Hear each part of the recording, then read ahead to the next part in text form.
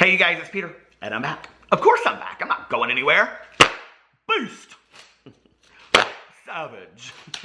I'm YouTube famous now. Available in 2018 or 19. The album Dad AF. Rock on, gold dust woman. I did not get to see Stevie Nicks this week. I'm very upset about it, but I'm sure I will get to see her at some point down the road. Maybe when she's 80, I don't know. I love her so much. Okay, let's get right into this video. This is my reaction, my after show, to Shane Dawson's finale of his Jake Paul, The Mind of Jake Paul series. I have watched every episode, every minute, every second of this entire series.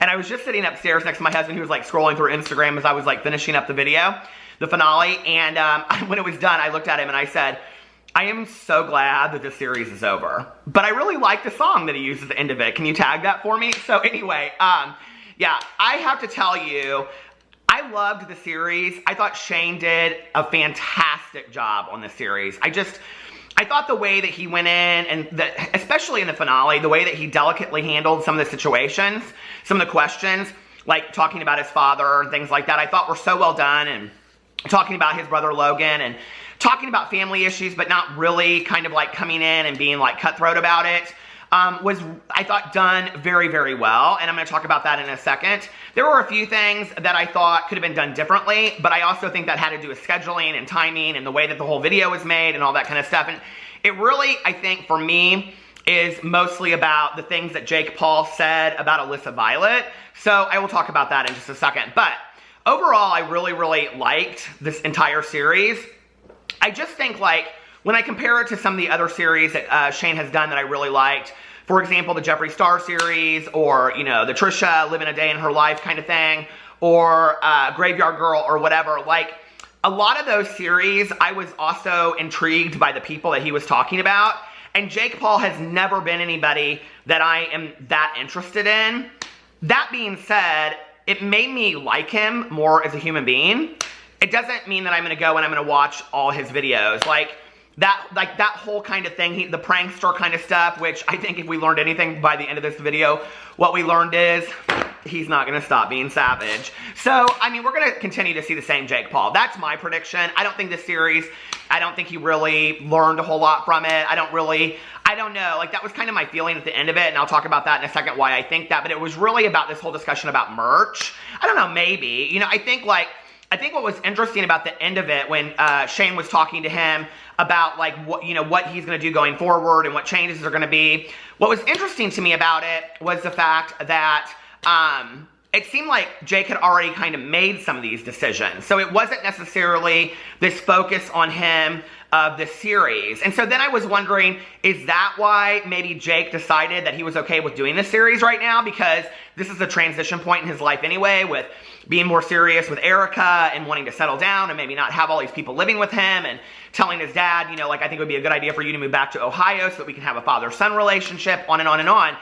If those things had already been decided, then I think this series is like a really great like diving off point for Jake Paul to kind of say, okay, and this is who I am now moving forward. And so therefore, I think him agreeing to do this series makes a lot of sense, because I think it's kind of like a freeing moment for him to say, hey, it's all out there now. Like, here it is, here's who I am, and now I can move forward. And for that reason alone, I applaud Shane for allowing Jake to have that moment. I thought the finale was done very, very well. Now, I know a lot of people are going to say that they have issues with the whole fact that, you know, Shane and all of them were doing shots at the beginning.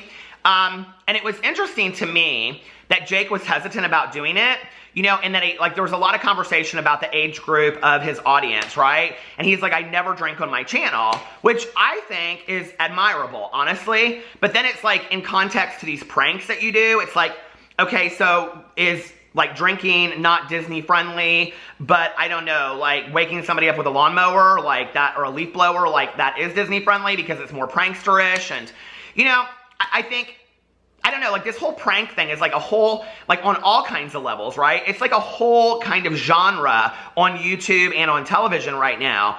I think it's like, and Shane talked a lot about this at the series when he was talking to Jake at the end of it, because the end of it, it seemed like an interview to me, but it also seemed like two friends talking and Shane kind of mentoring him and giving him some advice, which I thought was great. But, you know, he kind of said to him, like, you don't seem to really know the boundaries of, like, where to go. And I think that seems to be true when you watch a lot of Jake's videos. And it's like, he doesn't really know where to stop and where to go forward. So in this, they do shots, and then he sits down, and they talk. And I was really hoping going into it he wasn't going to have Erica sitting next to him the whole time, especially since Nick Crompton told Shane, you got to get him alone or he won't talk. And so I was like, okay, I hope he really has him alone for this part, which he did, which I thought was great. So he goes in there and he asks him a lot of questions. He talks about the Martinez brothers. I think the whole situation to me is just, I'm not interested in all of that. I did think, you know, like, kind of the attitude that came out of that, though, is that he makes people. It was almost kind of like, I don't know, this power kind of moment that, like, I really do believe that Jake believes that like, he picks and chooses who's going to be successful. And I think there's a lot of truth to that to some degree, you know? That Jake could go and take any random person off of, you know, the street and make them ultimately famous overnight. So I think that is interesting that he can do that. I think it's also interesting, and I want to go back to the Alyssa Violet video for a second, which I haven't really said much about in this video. The Alyssa Violet interview for me, it was interesting, but it was like, I don't know, like, and then when I heard Jake's side of it, I almost kind of wished that, like, he could have gone back and asked Alyssa, like, is this true? Because parts of their story were completely different. And so I kind of would like, I mean, and that's not really the purpose of the series, but when Jake was saying things like, you know, it had been 30 days and I asked her to move out, and listen, I had roommates like that back in the day, okay? The ones that would never leave, you know what I'm talking about? Those roommates, yeah, I've had those. But, you know, and I understood his reasoning for him not wanting her to be there anymore. Well, that puts a completely different spin on the whole situation, right? I will tell you this, that, like, watching the Alyssa Violet thing, what was interesting to me about it was, and I guess, like, I didn't realize until they showed some clips and stuff that, like, people had said such harsh things to her about this whole situation. And I don't even really, like, there was so much pain in Shane's face talking about the whole Alyssa sleeping with Logan thing. Like, that is so baffling to me. You know, and I think the thing is that, like, you know, on a human level, like, I think we forget this a lot watching YouTube, that you turn the camera off, and like, I say this in my videos a lot, right? People are people. These are human beings, right? Like, that would hurt anybody. And the thing is that Shane said, I don't think that there's a lot of people out there. I think there are a lot of people that this kind of stuff happens. It's just, they don't have, you know, $100 million sitting at 2 brand deals. Did you hear him say for 7 figures that he lost? It's $1 million and $1 million in 2 days that he lost $2 million because of the whole thing that Logan did with Suicide Forest. But, you know, like, I think a lot of this stuff that has happened would be so difficult. And I think to have it on a public forum would even be 100 times more difficult. So I don't know how you handle that stuff. I really don't, right? Especially when you're so joined together with your brother to some degree in the public forum, but then you don't want it to come across like you guys are fighting each other. And I mean, the whole thing, I think, is just, I don't understand it. It seems very, very sad. And, you know, even Shane said in his video, he's like, I can't wrap my head around this. You know, I agree, you know?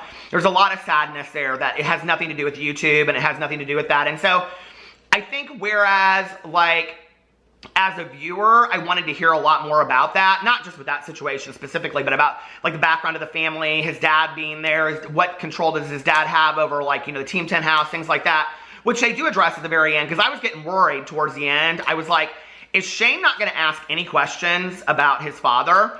But going back to the Alyssa Violet thing for a second, what was interesting to me was when Shane took her in that house, which looked, like we all know, almost identical, because he even says it, to the Nick Crompton house. And he's like, who pays for this? And she's like, investors. And this is like, you know, so basically, let me get this straight, okay? There are these ginormous houses that we would all love to live in because they are so fantastic, right? And they don't pay rent. Investors pay their rent so that they can build their, I mean, this is a whole business model. This whole, I mean, I think, like, that would be an interesting, like, video series for Shane to do, even if it was just, like, 2 episodes or something, you know, to go in and talk about this whole concocted, contrived machine of YouTube that I don't think many of us really see watching videos. We just really think it's like, hey, you guys, I'm Sally Sue, and I'm making videos. But what we don't know is that there's backers, okay, sitting in a boardroom somewhere deciding how much money they're going to put into these people to make them famous, to make a percentage off of what their YouTube videos make and their Instagram and all this kind of stuff, just so those people can ultimately feel famous and make a lot of money. Like, I don't know, it's like this whole new world. Like, it just, like, that to me was so interesting, and she's just kind of walking around the house like it's all normal, and I'm thinking to myself, how many YouTubers live in this environment? Because for me, to watch YouTube, I don't know, for 10 years now, the people that I've watched, like the Colleen Ballingers, Miranda Sings, Tyler Oakley, the, Glozell Greens, the Shane Dawson'S, the Trisha Paytas's, there weren't like these huge backers and investors. At least it didn't appear that way to me, It was like when I used to watch Gigi Gorgeous back in the day, it was like, there she was, like in her bedroom, throwing perfumes over her shoulder and stuff like that. It didn't seem like this huge contrived, investment. And I don't believe it was.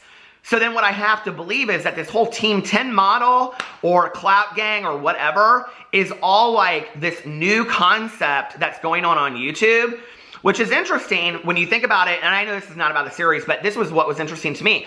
When you think about it in the context of like a 12-year-old sitting in their bedroom wanting to be a YouTuber, wanting to be YouTube famous, right? But they want to be a YouTuber. They want to be YouTube famous. They want to, like make a lot of money and go live, and all in California and do all that kind of stuff, right? Well, now does it mean that you can't just make it sitting on a camera and, I don't know, showing your life or whatever? Does it mean that you have to like be part of this conglomerate and be asked to live in one of these? I mean, it really changes the whole idea of what YouTube really is. And is that what we're doing moving forward? And so like, is this the background of all of this? Is this not just YouTube? Is this like, I don't know, like, I mean, this could be like, we already talked about how streaming television and YouTube is going to be the next force of nature. So is this just them planning that? And like, I don't know, well, that's beside the point. Maybe I'll make a whole video about that because I thought that was really interesting. So then he goes in and he asks Alyssa Violet all these questions about what happened. And basically, she said, we weren't ever really officially dating. We were just hooking up. And, he would like go off with other girls and whatever. And she's sitting here talking about it. And he says, well, how long did you live there or something? And she says like 2 years. And I'm thinking to myself, girl, why did you stay 2 years? Like, I don't understand that, right? I do understand chasing after somebody for a long time. I think we've all done it. And she said that in there. She was like, I chased after him for a long time. I understand that, right? Like, I think we all have chased after somebody for a long time and really wanted it to happen when it probably never was going to happen. I don't know. And how much did Jake lead her on? We don't know. Like it seemed to me like he led her on a lot. And that's where I think turn the camera off. They're human beings again, right? And here she was. The part where it showed like her in Ohio, she said, I'm just this girl from Ohio. Kind of like, I don't know. It's like, it reminded me back in the day of like, everybody moving to like LA to become a movie star. It was like kind of that. And now it's like everybody's moving to LA to become a YouTuber, And so the whole situation kind of made me sad. And I did think that she seemed to be used by the whole situation. Not just Logan and Jake, but by everything, she said at one point, she said something like, he goes, well, what would you be in the videos for? And she said something about just like, hot girls in the video or something. And I thought, like you're so much more than that though, right? So I don't know, it just kind of made me sad. But then if you go over to the side where Jake is interviewed about Alyssa Violet, his kind of story about the whole thing, except for them like never being together, is different. So it would have been interesting if Shane could have gone, and I think he interviewed that part after the finale, it seemed like, because he, in the video with Alyssa Violet, he said, well, what he said yesterday. So I don't know if that was the day that they were walking around Jake's house or what, but it would have been interesting to go back and say, well, is this true? Is this true? Is this how it really went down? But we can't get all of that. I mean, it's an interview, basically. So then we go in, and he talks about the Martinez brothers, and that part was okay to me. It wasn't that interesting. And he goes in and he talks about the pranks and how everybody knew, like, a day ahead of time that the pranks were going to be made and all that kind of stuff. I'm telling you right now, okay? If somebody came up to my bedroom and said to me, okay, tomorrow I'm going to wake you up by throwing a bucket full of ice, all over you. Are you okay with that? I'd say, hell no, I'm not okay with that, okay? I didn't sign up for this, but they did. They all signed up for it, right? Like, they had to have known that that's what was going on in the Team 10 house. How could you watch this and not know that you were going to... Did any of these people think they were going to be the only ones that were going to be the innocent bystanders about all this kind of stuff?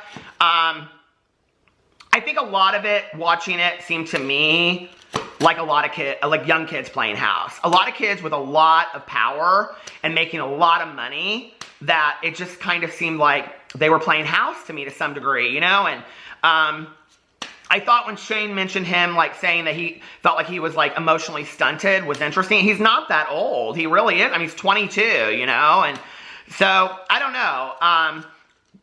22, for I don't care how emotionally grown you are, is for the power and the money that he's making is a lot, and the fame, you know? So then it goes in and he talks about that. The thing that was interesting the most to me was that how much time was spent on the whole conversation about Alyssa Violet and Logan, and how upset Jake was about that whole situation. And I think it humanized him to some degree, but, like, I don't know, like, I can't imagine being in that situation, you know, I just really can't. So I don't really know, like, I mean, I literally just finished watching this, so I don't even know that I processed all that yet, not that it really matters. But, you know, the other part that was interesting to me was the whole discussion about merch, and that, you know, like, Shane showed this video of, that somebody was analyzing him being manipulative and saying all this kind of stuff about the merch. And you know, Shane said, like, do you see that? And he was like, no. Before I say this, I want to say this about the teacher video, when he was talking about, like, teachers didn't teach me anything. And Jake kind of, like, even though he said, like, yeah, I shouldn't have done that, like, he kind of stuck to his guns a little bit with it, which I thought was interesting, because in my head, as I was watching that, I was thinking to myself, teachers never taught you how to read, they didn't teach you how to write, they didn't teach, you know what I mean? Things like that. And then Shane said it, and I was like, okay, thanks, Shane. I mean, this is the thing, I have to say, as watching this, not just as seeing, like, what Jake is doing, but also watching Shane, like, progress over time. Like, a lot of how he was with Jake is how I wish he had been with Tana Mojo. And I think Tana would have listened to him. I really do. And maybe they've had those conversations off camera. I have to believe that they have. But the difference is, I think that this one was really planned out, whereas the whole TanaCon, like, 3-part series was very rushed. It just, like, that, I think, happened literally overnight. So I don't think Shane had a, you know, I mean, he had, a list of questions when he went into this last part. But the whole idea of, like, the merch, and, you know, and Shane was saying, like, this guy said that, you know, you were manipulating your younger audience, telling them to buy merch, and he was, like, showing this music video about merch. It was like it seemed like a Christmas music video or something, and he was like, you know, every, you know, 30 seconds in your video or minute or whatever, you're talking about merch and all this kind of stuff. Well, Logan does the same thing, you know, and so I'm wondering, like, you know, like, and then they show the difference between, like, advertising and manipulation and things like that. You know, manipulation, I think, is an interesting word to use in a situation like this, and I think, like, for Jake to hear that word, I'm wondering if, because of the negative connotation, he had a hard time hearing that. He's like, I don't believe that that's what I'm doing, because I think for him, it's literally just selling merch, if that makes sense. Like, I'm watching this with an objective eye, and I'm thinking to myself, how does he truly not understand that if you're 10 years old and you love Jake Paul, and Jake Paul's in a video and he's like, you gotta have this merch, you gotta have this merch, that 10-year-old is gonna be like, I want this merch so bad because I wanna be like Jake Paul, I love Jake Paul, I wanna show up at his tour, you know, with a t-shirt on and on and on, right? So, I don't understand how he doesn't kind of grasp that, and he really didn't. He was like, I think those are people that just, like, hate Jake Paul. And Shane's like, no, that's not, and it's not the situation. It just isn't, you know? So that was interesting to me, that he really struggled with that part of seeing it. But I think it's because if you hear throughout the finale, there's so much discussion about, you know, when he was talking about content that he makes, subscribers, views, money, business, money. It's all about all that to him. It really, really is, you know, that I think it's like this ultimate goal and just gets bigger and bigger and bigger, and he doesn't know what to do with it. That I don't think that he can see outside of the box for how that might be perceived by other people, like parents whose kids watch Jake Paul. And I thought that was interesting when Shane brought that up. I thought it was a great part that he brought up, because I don't think that Jake really sees that for what it is, and I don't think that he will anytime soon. You know, at the end of the whole situation, I thought the series was very, very well done. The end of the, okay, I got to the end of it, and I thought, is Shane seriously, is he not going to ask anything about Jake's dad, when Jake's dad has been, like, woven through this whole thing? And I knew that there were topics that Shane didn't want to talk about in the series because he didn't want to, like, you know, I don't know, in some way affect, you know, Jake's relationship with his family. And I totally get that, right? But as an interviewer, you got to go in and you got to ask those questions. And I think that, and Jake said he was willing to do whatever, right? So I got to the end of it and I'm thinking to myself, is he really not going to ask this stuff? I still want to know what Erica told Shane about the footage, that she said if Jake brings it up, then you can use my footage. That never made it to the finale, or if it did I miss that? I don't know. I would have liked to have seen what that was about. But he does talk about his dad at the end of it, and he allows Jake to bring it up, and he kind of talks about family indirectly, and then Jake brings up his dad. And the way that Shane did that whole situation, you want to talk, I mean, was it manipulative? I don't know. But it was so well done. It was handled so delicately. He allowed Jake to come up with it on his own and talk about it. And I thought it was a really gentle moment. You know, like when Shane was watching Jake, like that back and forth, you could tell that there was a lot of pain in Shane's face listening to him hear that, or listening to Jake talk about his relationship with his dad. I think at the end of the day, this is a lot about, I don't know that I would want to say sibling rivalry, because I think that Logan and Jake are very competitive, and I think they always will be. And I think it's really about one of them upping, and I think we're going to continue to see that, because if not, what's going to happen is one of them is just going to have to back away and say, I'm not going to do this anymore. At the expense of our relationship, I'm not going to do this anymore. But I think that's how they define their relationship. I think that's how they've defined their relationship for quite some time, and we found that out when they were talking about, you know, growing up together and all this kind of stuff, and wrestling. And so I don't think, and you know, all of it, I don't think that's going to change anytime soon. Do I think that the level to where it's gone will continue to happen in the future? No, I don't. And I don't know. I thought the series was extremely well done. I was very, very impressed with it. I will tell you, it made me see Jake as more of a human being, more likable. There were moments that I kind of was like, I'm not really sure what I think about this, but you know, it's hard to, like, this is the thing. It's hard to watch somebody, even in an 8-part series, even in a 2-hour interview, and think you know everything about them. So that, you know, like, watching it, I was like, there's so much to him we still don't know. And, you know, I think that the fear that people had that Shane was going to humanize him or make people like Jake Paul, like, I have to say, like, as a human being, I see him in a different light now. I think he just is a human being that wants a lot of fame and fortune and power and all that kind of stuff. And I think it's kind of like it's way, like, he doesn't even know what to do with it, I think, to some degree. But, you know, I don't think that it's going to make me go watch Jake Paul videos. And so for the people that are like love Jake Paul, I don't think it affected them negatively, their view of Jake. I think for people that weren't really interested in Jake Paul to begin with, like myself, I don't think it's going to make any of us go watch Jake Paul any more than we would have before. I thought the series was fantastic. He did not seem one bit surprised to me that there was a therapist and that it was that Kate girl. So did he seemed like he could care less about that, right? Like, he's like, I mean, but that part was interesting to me, kind of, that he's like, I don't really, he was like, oh, did you know to Erica? And she's like, yeah, I knew, you know, like, anyway, but yeah, I'm glad it's over.